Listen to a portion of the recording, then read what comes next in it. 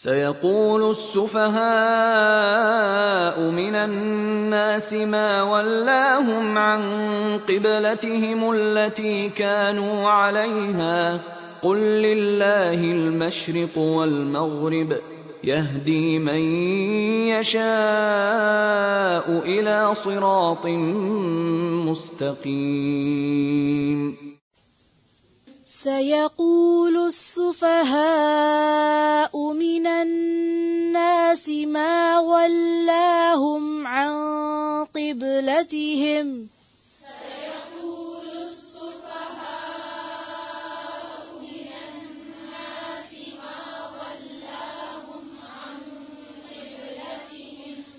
عن قبلتهم التي كانوا عليها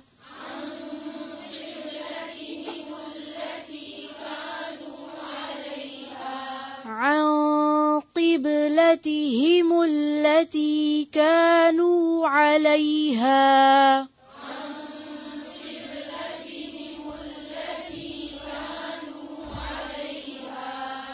قل لله المشرق والمغرب قل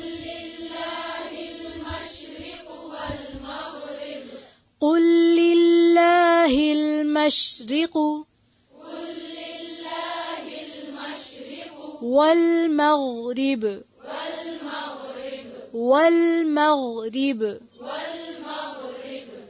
قل لله المشرق والمغرب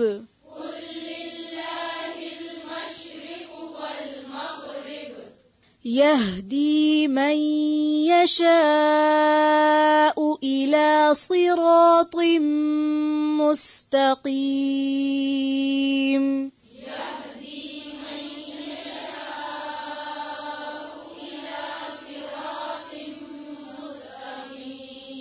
پھر سے پڑھیں دھیان سے.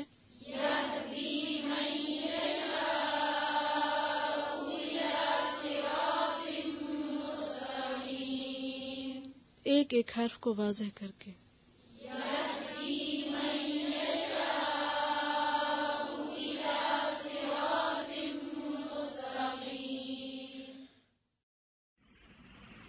سیقول ان قریب کہیں گے السفہاء نادان بے وقوف من الناس لوگوں میں سے ما کس نے واللہم پھیر دیا انہیں عن قبلتہم ان کے قبلے سے التی وہ جو کانو تھے وہ علیہا اس پر قل کہہ دیجئے للہ اللہ ہی کے لیے ہیں المشرق مشرق والمغرب اور مغرب یہدی وہ ہدایت دیتا ہے من جسے یشاء وہ چاہتا ہے الی طرف صراط راستے مستقیم سیدھے کے.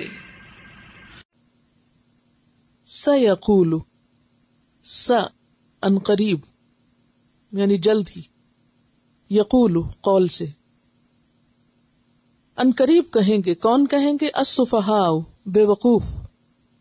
سفہاء جمع ہے سفیہ کی، مصدر ہے سفاہت، روٹ ہے سین فے ہے. بے وقوف لوگ. تو بے وقوفی کے پیچھے کیا ریزن ہوتی ہے؟ کوئی بے وقوف کیوں ہوتا ہے، کب ہوتا ہے؟ جی ہاں، یا تو کوئی شخص احمق ہوتا ہے لا علمی کی وجہ سے، اور یا پھر کم عقلی کی وجہ سے.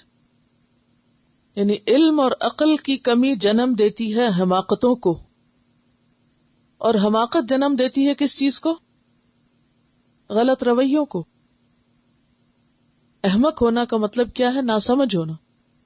اور جو ناسمجھ ہوتا ہے وہ کبھی بھی سمجھداری والے کام نہیں کر سکتا، وہ میچور نہیں ہوتا. اس کا جو عمل ہے وہ کم درجے کا عمل ہے، یا بیکار کام ہے، یا اس کے کام کی کوئی ویلیو نہیں. تو کون ہم میں سے یہ چاہتا ہے کہ وہ بے وقوف ہو، یا اس کو بے وقوف کے نام سے یاد کیا جائے، یا لوگ اس کو احمق سمجھیں، یا اللہ تعالی کی نظر میں وہ کم عقل ہو؟ کوئی چاہتا ہے ہم میں سے کیا مومن احمق ہو سکتا ہے؟ نہیں. احمق ہونا ایک عیب کی بات ہے، شرمندگی کی بات ہے. تو کوشش کس چیز کے لیے کرنی چاہیے کہ انسان حماقت سے نکلے. اچھا، احمق شخص کی علامتیں کیا ہوتی ہیں؟ یعنی بے وجہ اعتراض کرتا ہے. اعتراض کرنا، جیسے بچے ہوتے ہیں نا، کم سمجھ ہوتے ہیں، تو آپ کوئی بھی کام ضروری کر رہے ہو یا آپ مثلاً پڑھ رہے ہیں تو وہ کیا اعتراض کریں گے؟ آپ کیوں پڑھ رہی ہیں؟ آپ کے پڑھنے کی کیا ضرورت ہے؟ اس کو نہیں سمجھ کہ آپ کا پڑھنا کیوں ضروری. تو وہ تو بچہ ہے تو اس لیے ہم اس کو معاف کر سکتے ہیں. لیکن کئی بڑے سمجھدار لوگ بھی جو بظاہر سمجھدار ہیں، اپنے خیال میں بڑے میچور ہیں، وہ بھی اعتراض کرتے ہیں یا نہیں؟ یعنی وہ دنیاوی اعتبار سے بڑے ہائیلی ایجوکیٹڈ لوگ ہیں، لیکن ان کو اعتراض ہے کہ آپ دین کا علم کیوں حاصل کرتے ہیں جو کہ فریضہ ہے. تو ان کا اعتراض یا کسی بھی اچھے کام پر اعتراض، یہ کیوں کر رہے ہو، وہ کیوں کر رہے ہو، ایسا کرنے والا امیچور شخص ہوتا ہے. اور چاہے دنیاوی اعتبار سے کتنا ہی پڑھا لکھا کیوں نہیں، اللہ کی نگاہ میں کیا ہے؟ وہ بے وقوف. تو بے وقوف کون ہے؟ جو اللہ کے فیصلوں پر اعتراض کرے، تقدیر پر اعتراض کرے، اللہ تعالی کے احکامات پر اعتراض کرے، دین کے احکامات کو کیا کہے، نیرو مائنڈڈنس یا اسی طرح کے کچھ اور نام دینا. تو اس کی بنیادی وجہ کیا ہوتی ہے؟ ان کو سمجھ ہی نہیں. اچھا، سفہاء ویسے کس کو کہا گیا؟ الا انہم ہم السفہاء، کس کو کہا گیا؟ منافقین کو کہا گیا ہے. پیچھے آپ کو یاد ہے منافقین کو کہا گیا نا. وہ ایمان والوں کو کیا کہتے تھے؟ بے وقوف. اللہ تعالیٰ فرماتے نہیں، ایمان والے بے وقوف نہیں، یہ خود بے وقوف ہے. لا یشعرون، اس کی وجہ کیا تھی؟ شعور نہیں رکھتے، علم نہیں رکھتے. تو علم اور شعور کی کمی، علم اور عقل کی کمی انسان کو احمق بناتی ہے. اور احمق انسان اللہ رب العزت کی کتاب، اس کے احکامات اور اس کے فیصلوں پر حجت بازی کرتا ہے، اعتراض کرتا ہے. یعنی جس رب نے اتنی بڑی کائنات بنائی ہے، اسی نے یہ کتاب بھیجی، تو اس کی کتاب کے یہ احکامات کو معمولی حکم نہیں ہے. لیکن ایسا ہر دور میں ہوتا رہتا ہے کیا کہ لوگ اعتراض کرتے ہیں. تو یہاں بھی ایک خاص قسم کے اعتراض کی طرف اشارہ ہے جو آگے آیتوں میں آئے گا. تو سیقول السفہاء من الناس، الناس لوگوں میں سے. کون لوگ؟ کون لوگ مراد ہے یہاں؟ مدینہ میں ان لوگوں کی طرف اشارہ ہے جنہیں ایک خاص فیصلے پر اعتراض ہوا تھا. منافقین اور یہود کی طرف اشارہ ہے یہاں. ما ولاہم، کس چیز نے پھیرا ان کو؟ ولا یولی، واو لام یہ، اور چونکہ آگے ان آ رہا ہے، کل بھی یہ بات ہوئی تھی نا کہ واللہ کے بعد ان آئے تو کیا معنی بنتا ہے؟ الٹ جانا، کسی چیز سے منہ موڑ لینا، یعنی اس سے رخ پھیر لینا. کس چیز نے پھیر دیا ان کو، ہٹا دیا ان کو؟ قبلتہم، ان کے قبلے سے. قبلہ کا روٹ کیا ہے؟ قاف بے لام. قبل کا کیا معنی ہوتا ہے؟ پہلے، یعنی مراد ہے سامنے، سامنے کا رخ. یعنی نماز میں جو چیز سامنے ہو وہ ہے قبلہ. التی، وہ جو، کانو وہ تھے، علیہا اس پر. ہاں کی ضمیر کدھر جا رہی؟ قبلے کی طرف. کون سا قبلہ؟ بیت المقدس.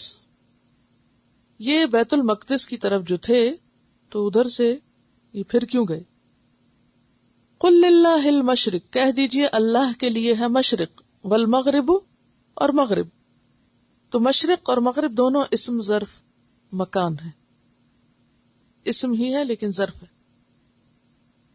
یہدی، وہ ہدایت دیتا ہے، کون؟ اللہ تعالی. من یشاء، جس کو چاہتا ہے، الی صراط مستقیم، سیدھے رستے کی طرف. قرآن پاک میں آتا ہے کہ ان اول بیت وضع للناس للذی ببکۃ، ان اول بیت، بے شک پہلا گھر، وضع للناس، جو لوگوں کے لیے بنایا گیا، للذی، البتہ وہ ہے جو ببکۃ، مکہ میں ہے.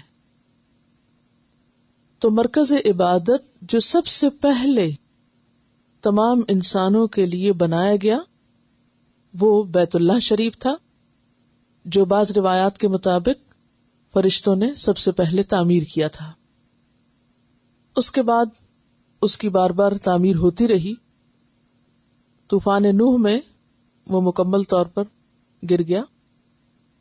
پھر حضرت ابراہیم علیہ السلام نے اللہ تعالی کے حکم سے اور اللہ تعالی کی خاص رہنمائی کے ساتھ انہی اصل بنیادوں پر اس کو دوبارہ اٹھایا، یعنی بنیادیں پہلے سے تھی. لہذا ابراہیم علیہ السلام اور آپ کے بعد جو قبلہ لوگوں کے لیے پھر سے مقرر کیا گیا وہ خانہ کعبہ تھا. اس کے بعد جب یعقوب علیہ السلام کی اولاد میں نبوت آئی تو بیت المقدس تعمیر ہوا تقریباً 1300 سال کے بعد، جسے حضرت سلیمان علیہ السلام نے تعمیر کیا. تو اہل کتاب میں جو بھی پیغمبر آئے اس کے بعد، تو ان کے لیے ایک مرکزی عبادت گاہ یا ان کا قبلہ کیا تھا؟ بیت المقدس. آپ صلی اللہ علیہ وسلم کا طریقہ یہ تھا کہ جن باتوں میں اللہ تعالی کی طرف سے کوئی وحی نہ آتی یا کوئی حکم نہ آتا تو آپ پچھلے انبیاء کی پیروی کرتے ہوئے وہ کام اسی طرح کرتے رہتے. لہذا آپ صلی اللہ علیہ وسلم نے مدینہ آ کر، کیونکہ مکہ میں تو یہ تھا کہ آپ خانہ کعبہ کے پاس تھے، خانہ کعبہ ہی کی طرف سب لوگ منہ کر کے عبادت کرتے، اور ویسے بھی وہاں ایسی مشکل نہیں تھی. آپ کو معلوم ہے کہ اگر خانہ کعبہ کے خاص سمت پہ کھڑے ہوں تو سامنے کعبہ بھی ہو سکتا ہے اور بیت المقدس بھی ہو سکتا ہے.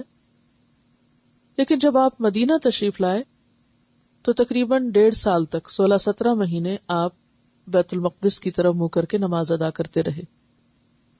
چونکہ آپ کی نشانیوں میں سے، یعنی آخری پیغمبر کی نشانیوں میں سے ایک نشانی یہ بھی تھی کہ اس کا قبلہ بیت اللہ ہوگا. اب آپ مدینہ میں تشریف فرما تھے، مدینہ میں یہود بھی تھے، پہلے آپ ان کے قبلے کی طرف منہ کر کے نماز پڑھتے، تو اللہ تعالی کی طرف سے حکم آیا اور آپ کو انتظار بھی تھا. اسی لیے آگے آتا ہے کہ ہم آپ کے چہرے کا بار بار آسمان کی طرف اٹھنا جو ہے وہ دیکھ رہے ہیں، گویا یہ اس بات کی علامت ہے کہ آپ اس کا انتظار کر رہے ہیں کہ کب یہ حکم آتا ہے.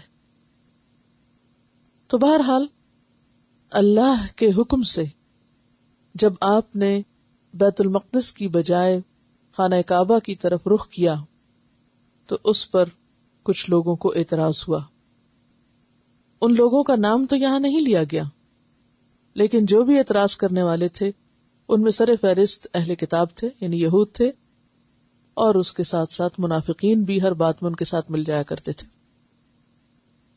تو اس پر تبصرہ کرتے ہوئے اللہ سبحانہ و تعالیٰ فرماتے ہیں سَيَقُولُ السُّفَهَاءُ مِنَ النَّاسِ، ان قریب کہیں گے لوگوں میں سے جو بے وقوف ہیں، یعنی اعتراض کرنے والے ہیں.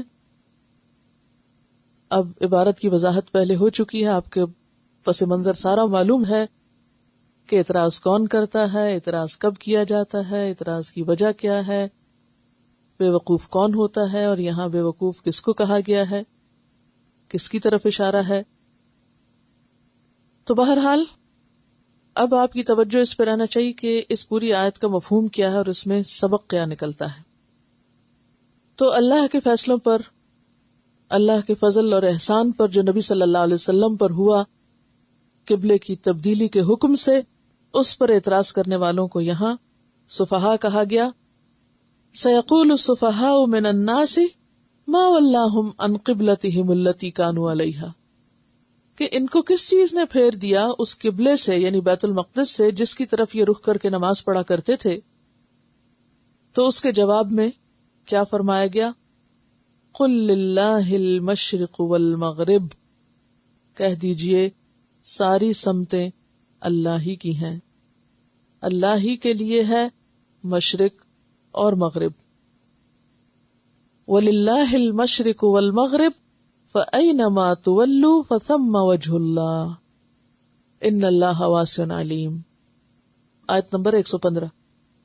اب دیکھیے کہ پہلے سے یہ بنیاد بنا دی گئی کہ مشرق و مغرب اللہ ہی کے لیے ہے، تو جدھر بھی تم منہ کرو گے وہیں اللہ کی ذات موجود ہے.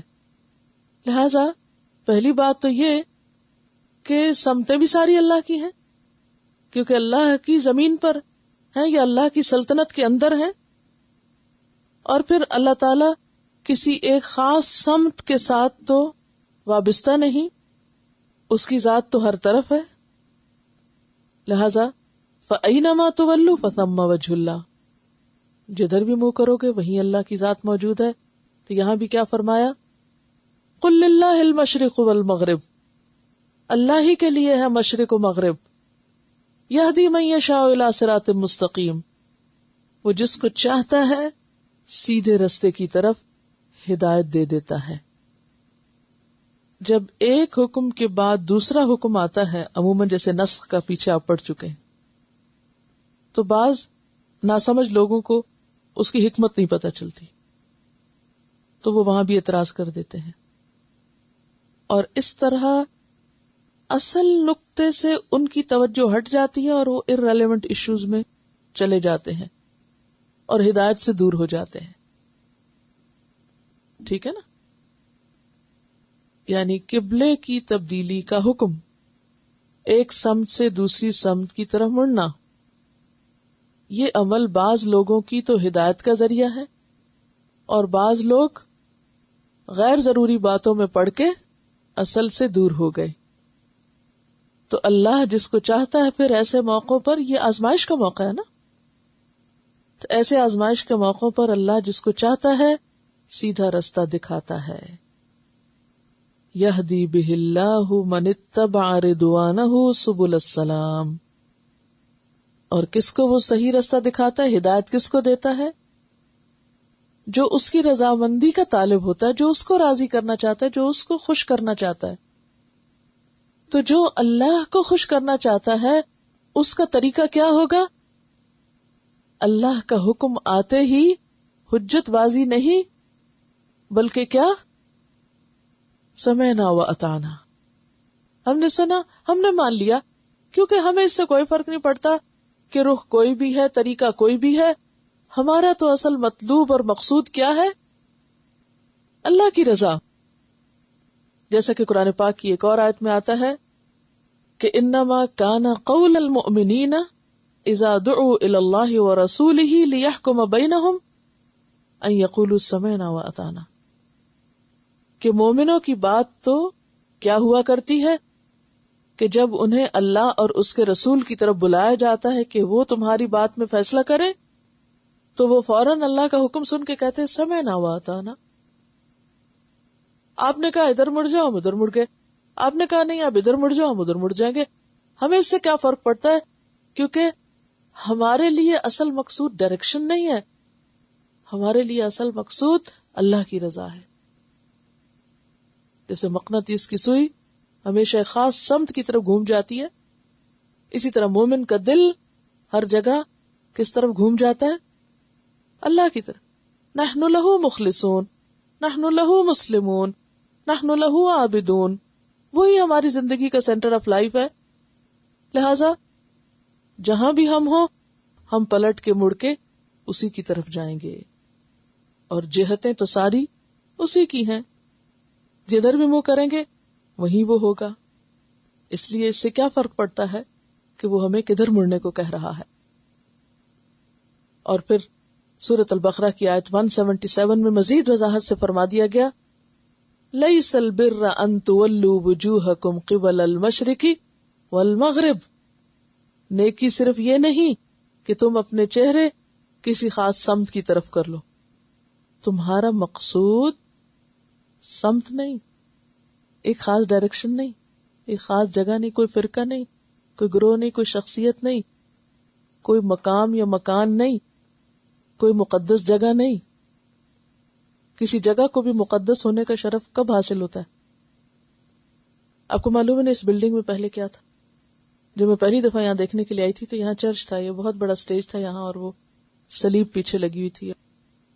جب پہلے دن میں نے یہاں نفل پڑھے تو میرے آنسو نہیں رک رہے تھے، اور اس میں ایک جذبات میں یہ بھی تھا کہ یار اب زمین کا وہ خطہ جہاں کچھ اور تھا، یعنی شرک تھا، وہاں اب تیرا کلام گونجے گا، یعنی تیرے کلام کی آواز بلند ہوگی. تو اب یہ جگہ تو وہی ہے. تو ہم اس جگہ سے کس لیے محبت کرتے کہ اللہ کا کلام یہاں پڑھا جاتا ہے.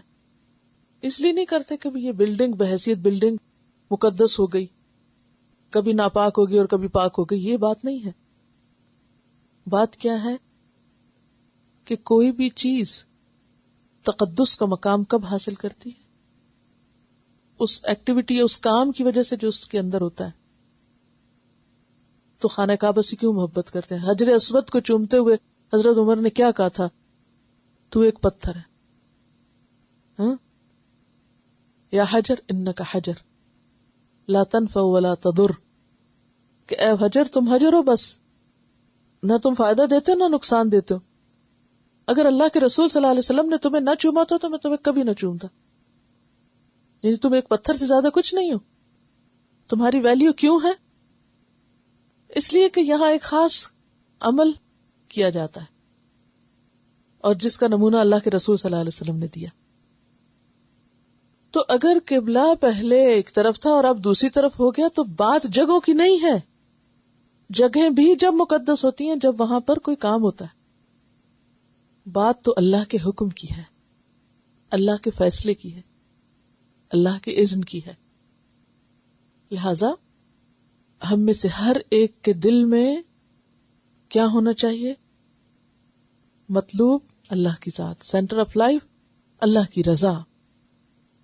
ہماری زندگی کا مقصد اللہ کو راضی کرنا، نہ کوئی فرقہ، نہ گروہ، نہ شخصیتیں، نہ جگہ، نہ مقام. وہ سب تو سیکنڈری چیزیں ہیں. وہ تو اللہ کے نام کی وجہ سے ہمیں پیاری ہے نا. یہ ایسے ہی ہے جیسے کسی انسان سے اگر آپ محبت کرتے ہیں، مثلا جو لوگ یہاں آتے ہیں قرآن پڑھنے تو آپس میں ایک دوسرے کے ساتھ آپ کی دوستی ہے یا آپ کو دوسرے اچھے لگتے ہیں، تو آپ ان سے محبت کیوں کریں؟ مثلا میں آپ سے محبت کرتی کیوں؟ اللہ کی خاطر، کہ آپ اللہ کے راستے میں نکلے ہیں، اس راستے کے طلبگار ہیں، طالب علم ہیں، اس لیے مجھے آپ سے محبت ہے. تو میری آپ سے محبت کے بیچ میں کاز کیا ہے؟ اللہ کی رضا. اسی طرح اگر آپ مجھ سے کرتے ہیں تو وہ صرف اللہ کی ذات ہونی چاہیے بیچ میں، نہ کہ ایک انسان. جب ہم اس کو نکال کے انسان کے پیچھے ہو جاتے یہ شخصیت پرستی ہوتی ہے، اور یہاں سے پھر شرک شروع ہو جاتا ہے کہ اس بندے کا حکم اہم ہو گیا اور اللہ کی بات پیچھے چلی گئی. یہ نہیں ہونا چاہیے. ہاں تو یہاں سب مسلمانوں کی ایک طرح سے آزمائش ہوئی تھی، ٹیسٹ ہوا تھا، امتحان ہوا تھا. کیا آزمائش تھی اس میں؟ آپ کو معلوم ہے کہ جو لوگ ہجرت کر کے آئے تھے مکہ سے، تو مکہ والوں کے لیے بہت اہم جگہ کیا تھی؟ خانہ کعبہ. اب ان کی آزمائش کیا ہوئی کہ مدینہ آ کے انہیں کہا گیا جناب اب تم اپنا رخ بیت المقدس کی طرف کر لو، جو کہ یہود کا قبلہ تھا. تھی نا آزمائش. اب مدینہ میں جو لوگ رہ رہے تھے وہ اگر ادھر منہ کر کے نماز پڑھ رہے تھے پہلے، یا جو اہل کتاب میں سے مسلمان ہوئے تھے، کچھ لوگ ایسے بھی تھے نا جو یہود و نصارہ میں سے مسلمان ہوئے تھے، وہ اس کو قبلہ مانتے تھے. اب ان کی آزمائش کیا ہوئی کہ اب وہ اپنا قبلہ کعبہ کی طرف رخ کر لیں. تو اب اگر وہ کہتے ہیں نہیں، اگر وہ تعصب کا شکار ہو جاتے، نہیں ہمارے آباء و اجداد تو بیت المقدس کی طرف منہ کرتے رہے، اور دوسرے کہتے ہیں ہمارے تو 2500 سال سے ابراہیم علیہ السلام نے وہ قبلہ ہمارے لیے بنایا تھا، ہم ادھر کیوں منہ کریں، تو سارا مقصد فوت ہو جاتا. تو بندہ مومن چیزوں میں نہیں اٹک کے رہ جاتا، انسانوں میں اٹک کے نہیں رہ جاتا، شخصیتوں میں نہیں اٹک جاتا، جگہوں میں نہیں اٹک جاتا. وہ زمین کے کسی بھی حصے پر ہو، اس کا دھیان کدھر ہوتا ہے؟ اللہ کی طرف. وہ کہیں بھی ہو. اور اس کو کیا کہتے ہیں؟ کیا ہونا؟ ربانی. یہی ہوتا ہے ربانی بننا، کہ آپ کہیں بھی ہو، آپ کی پہچان کیا ہے؟ رب کے بندے. اور آپ پہ رنگ کون سا چڑھا ہوا ہو؟ صبغت اللہ، اللہ کا رنگ، کہ لوگ آپ کو دیکھتے ہی پہچان جائیں کہ آپ اللہ والے ہیں. ربانی کا لفظی معنی کیا ہے؟ رب والے یعنی اللہ والے، جسے ہم عام زبان میں کہتے ہیں نا.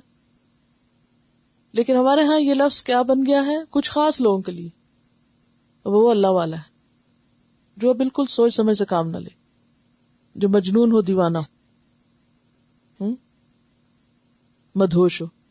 اللہ لوگ کا ترجمہ کیا کیا جاتا ہے؟ بے سمجھ سا انسان ہے، اس کو کوئی پتہ نہیں. یعنی ہمارے معاشرے میں جس بندے کو دنیا کی ہوشیاریاں نہ آتی ہوں، جو ان کے نزدیک احمق ہو، جو ان کے نزدیک ناسمجھ ہو، تو کیا کہتے ہیں؟ اسے کیا پوچھنا، اللہ لوگ ہے، انہیں کیا پتا. یعنی دوسرے لفظوں میں بے وقوف ہے. لیکن ربانی بے وقوف نہیں ہوتا، وہ خود کو بھی پہچانتا ہے، وہ اپنے رب کو بھی پہچانتا ہے، وہ اس کے حکم کو بھی پہچانتا ہے، وہ دنیا کو بھی پہچانتا ہے، وہ باشعور انسان ہوتا ہے، وہ عقل استعمال کرتا ہے، وہ ہوش و حواس کے ساتھ رہتا ہے، وہ ناسمجھ و سفیہ اور بے وقوف نہیں ہوا کرتا. اور اگر کوئی اس کو بے وقوف سمجھے تو وہ اس کی اپنی عقل کا قصور ہے. بہرحال قل للہ المشرق والمغرب، کہہ دیجئے مشرق اور مغرب کس کے ہیں؟ سب اللہ کے ہیں، سب اللہ کے. اس لیے